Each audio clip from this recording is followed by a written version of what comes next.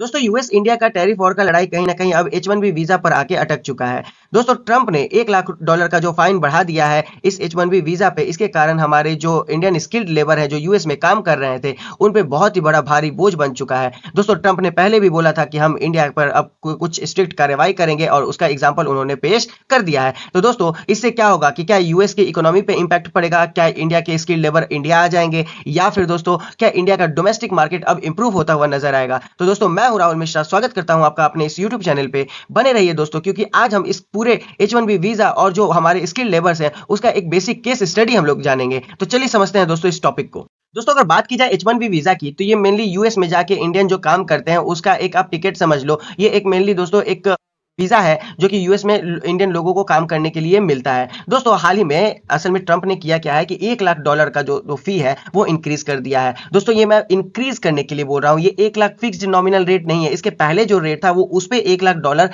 फी increase हुआ है, लेकिन बदले में ट्रंप के द्वारा जो ऑफिशियल्स है दोस्तों उनका कहना बस यही है कि हम H1B वीजा का जो फी बढ़ाए हैं वो मेनली चीप लेबर को आने से रोक रहे हैं, इसका मिसयूज करने से रोक रहे हैं। लेकिन उसके साथ साथ उन्होंने ये भी बोला कि हम बस अब टॉप टैलेंट को ही यहाँ पे लाना चाहते हैं, अमेरिकन लोगों के जॉब्स को यहाँ पे सिक्योर करना चाहते हैं, पॉलिटिकली वो अपने आप को मजबूत बनाना चाहते हैं, उसके साथ साथ अपने रेवेन्यू को भी इंक्रीज करना चाहते हैं। लेकिन ओवरऑल देखा जाए दोस्तों तो वो उनका मेन इंटेंट यही है कि अभी के टाइम पे इंडिया को दोस्तों इंपैक्ट करे, इंडिया को इनडायरेक्ट वे में कहीं ना कहीं नुकसान पहुंचाएं। क्योंकि इंडिया भी दोस्तों कहीं ना कहीं अब दिख रहा है कि जैसे इंडिया लगातार रशिया के साथ अपने रिलेशंस को मजबूत करता आ रहा है, तो यही कहीं ना कहीं ट्रंप को पसंद नहीं आ रहा है। दोस्तों अगर बात की जाए तो ये पहले का जो फीस स्ट्रक्चर था उसमें हम लोगों को दिखता था कि H1B वीजा के लिए लॉटरी निकलता था, और लॉटरी का जो रजिस्ट्रेशन फी था वो $215 था, जिसके कारण आप लॉटरी के मेनली इसके जो टिकट थे या फिर उसके लिए अप्लाई कर सकते हो। दोस्तों जब फाइनली हो जाता था कि आप इस चीजों के लिए एलिजिबल हो तो उसके साथ साथ आपको पेटिशन फाइलिंग फी जो था दोस्तों $780, मतलब आप वहां पे काम करने के लिए रेडी हो, बस ये $780 दो और वहां के आप एक एम्प्लॉय बन जाओगे काम करने के लिए।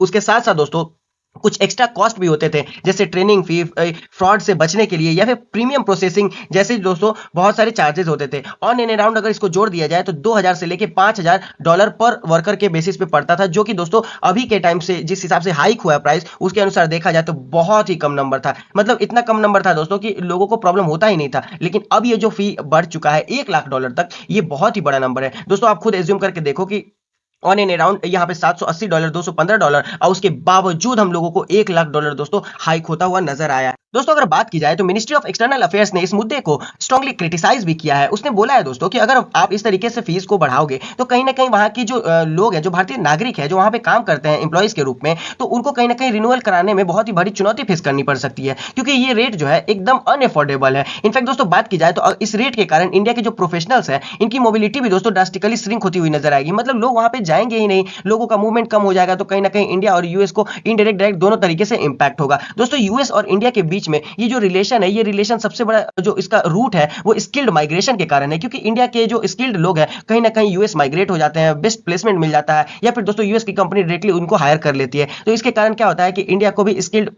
एक इन्वायरमेंट मिल जाता है। तो दोस्तों इसी का एक मेन रीजन था कि जिसके कारण यूएस की इकोनॉमी को भी बहुत बड़ा बूस्ट अप मिलता नजर आया था। लेकिन इस मूव के बाद दोस्तों इंडिया को तो प्रॉब्लम हुआ ही, लेकिन बदले में हम लोगों ने देखा कि यहाँ पे नास्कॉम जैसी जो कंपनी है, दोस्तों आपको पता होगा कि नास्कॉम एक बहुत ही बड़ी एडवाइजरी बॉडी है। ये दोस्तों मेनली 3000 से ज्यादा जो ग्लोबल कंपनीज है उसके द्वारा ये बनाया गया है। ये मेनली देखता है दोस्तों कि अगर गवर्नमेंट के द्वारा कोई लॉ बनाया जाता है, कोई नियम कानून कुछ भी दोस्तों, तो ये कहीं ना कहीं ये उनके बिहाफ में एक सिंगल स्टैंड पेश करता है और ये बताता है कि आखिर ये गलत है कि नहीं है। तो दोस्तों मेनली नास्कॉम के एडवाइजरी के द्वारा बताया गया है कि ये जो फी हाइक है ये बहुत ही बुरा है। इसको दोस्तों मतलब उसने एक निंदा पेश की है गवर्नमेंट के सामने। इनफैक्ट दोस्तों एक कंसर्न भी वहां पे उसने पेश किया है कि भाई देखो, इस तरीके से अगर फी आप हाइक करोगे तो कहीं ना कहीं जो बड़े बड़े कंपनीज हैं उनको ये प्रॉब्लम आ सकती है। स्किल्ड लेबर कहाँ जाएंगे? जो पे कर सकते हैं तो ठीक है, जो नहीं पे करेंगे वो कहाँ जाएंगे? जो छोटे छोटे कंपनीज हैं जो अभी मतलब कि स्मॉल इंटरप्राइजेस के तौर पे हैं, तो वो कहीं ना कहीं अभी डेवलपिंग के जोन में है। तो अगर आप फीस हाइक करोगे तो वो तो एकदम वैनिश्ड हो जाएंगे, उनका तो ग्रोथ यहीं पे रुक जाएगा। इनफैक्ट दोस्तों उसने तो गाइडेंस भी यहाँ पे मेनली मेंशन किया है कि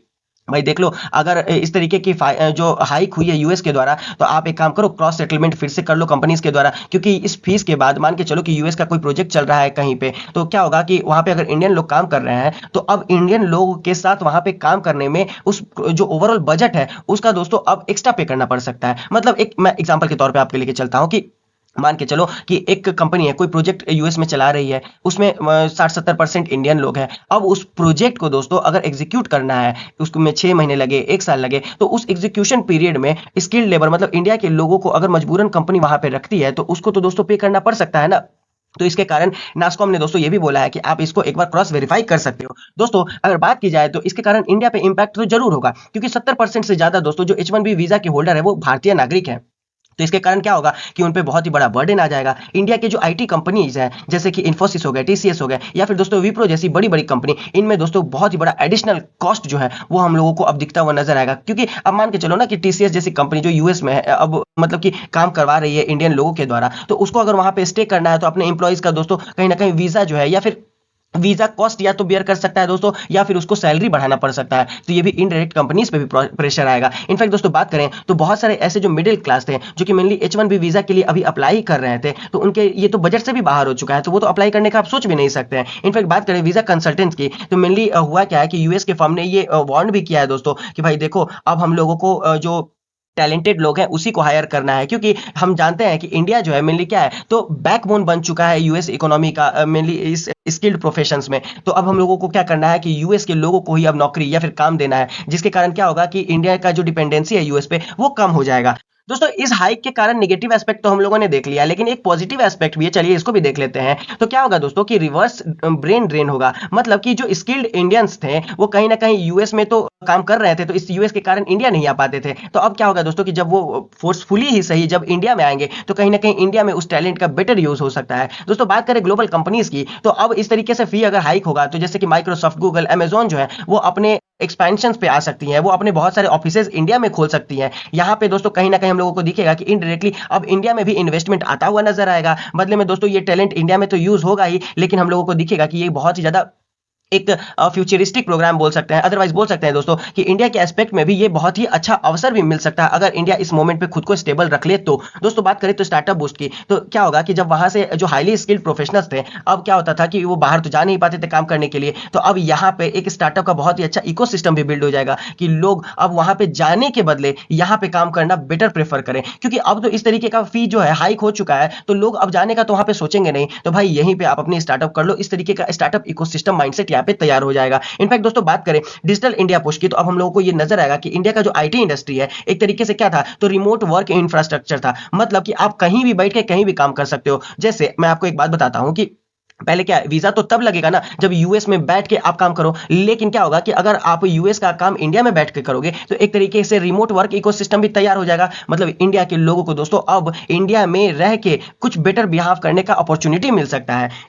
दोस्तों अगर बात की जाए जियो पॉलिटिकल एंगल से, तो हम लोगों को यहाँ पे इंडिया पे इंपैक्ट होता हुआ तो नजर आया है, क्योंकि इंडिया और यूएस के रिलेशन में एक प्रॉब्लम तो अब डायरेक्टली दिख रहा है कि यूएस अब चाहता ही नहीं है कि इंडियन लोग वहां पे काम करें, इंडिया के प्रोफेशनल से उनकी इकोनॉमी चले। ये तो डायरेक्टली उसके जो ऑफिशियल्स थे उसने ही बोल दिया दोस्तों। तो इसके कारण अब क्या होगा कि अब यूएस और इंडिया के बीच में एक रिलेशन प्रॉब्लम आएगा। बदले में ब्रेन का ड्रेन तो होगा ही दोस्तों, क्योंकि अब वहां पे लोग अगर काम नहीं करेंगे तो इंडिया में ब्रेन रिटेंशन पड़ेगा। मतलब वहां पे लोग अगर काम नहीं करेंगे तो इंडिया में अच्छा इकोसिस्टम बनाएंगे, इंडिया में स्टार्टअप खुलेगा, इंडिया में इनोवेशन होगा, तो इंडिया को भी दोस्तों इनडायरेक्टली अगर देखा जाए तो 5 से 10 साल में एक बेटर रिजल्ट मिलने का हम लोग एक्सपेक्टेशन रख सकते हैं। लेकिन उसके साथ साथ बात की जाए, चाइना भी एक बड़ा फैक्टर बन सकता है, क्योंकि इंडिया के अगर जो टैलेंट है दोस्तों, अगर यूएस नहीं जाएगा तो चाइना और यूरोप जैसे कंट्री कहीं ना कहीं इस स्किल्ड वर्कफोर्स को अट्रैक्ट करने की कोशिश कर सकते हैं। ग्लोबली टैलेंट का वॉर चल रहा है दोस्तों, मतलब कि जैसे कि आप देखोगे कनाडा, यूके, ऑस्ट्रेलिया जैसे जो देश है दोस्तों, ये बहुत ही ज्यादा फ्रस्ट्रेट हो चुके थे, क्योंकि H1B वीजा का रिस्ट्रिक्शन कहीं ना कहीं बहुत ही ज्यादा प्रॉब्लम क्रिएट कर दिया था इन देशों के लिए। क्योंकि H1B वीजा के कारण क्या होता था ना कि बहुत ही लिमिटेड लोग वहां पे जा पाते थे। लॉटरी सिस्टम के कारण दोस्तों इसका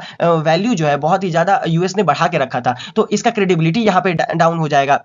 दोस्तों बात की जाए टेक कोल्ड वॉर 2.0 की, तो हम लोगों को ये दिख जाएगा आपकी यूएस के साथ साथ अब जो है पूरा वर्ल्ड एक अगेंस्ट पॉइंट ऑफ व्यू से आ जाएगा। मतलब यूएस क्या था, तो एक बेस्ट मैन पावर या फिर बेटर स्किल्ड वर्कर को हायर करता था, अब वो कहीं ना कहीं मूव होता हुआ दिखेगा। अब जो मतलब कि यूएस के अलावा जो बड़ी बड़ी कंट्रीज हैं, अब इस स्किल्ड प्रोफेशनल्स को हायर करके कहीं ना कहीं अपना रिटेंशन शिफ्ट कर सकते हैं। तो ये कहीं ना कहीं अब हम लोगों को दिखेगा कि इंडिया के बिहाफ में बेटर अपॉर्चुनिटी बनता हुआ नजर आएगा। दोस्तों इसका मैं आपको एक बेसिक एग्जांपल देना चाहता हूं कि जैसे इंडिया में ये पहली बार नहीं हुआ है कि इस तरीके से हुआ है। आप देखो जोमेटो हो गया, ओमेटो हो गया, या फिर दोस्तों बाइजूस हो गए, दोस्तों बाइज है वो यूएस में उनके फाउंडर्स ने पढ़ा, लेकिन बदले में इंडिया में आके दोस्तों एक बेटर स्टार्टअप इन्वायरमेंट बिल्ड किया, जिसके कारण इंप्लॉयमेंट भी बढ़ा, एक नया इनोवेशन भी आया, स्टार्टअप का इकोसिस्टम भी आया। तो इसके कारण इंडिया को दोस्तों इनडायरेक्टली हम लोगों को इकोनॉमी में बूस्टअप देखने को नजर भी आया। तो दोस्तों आपको कैसा लगा वीडियो, आप प्लीज हमें कमेंट में बताइए। अगर आपको ये वीडियो अच्छा लगा तो please like, subscribe and bell icon को प्रेस कर ले, जिससे आपको आगे की आने वाली वीडियोस का अपडेट मिलता रहेगा। मिलता है अगले वीडियो में, तब तक के लिए अपना ख्याल रखें।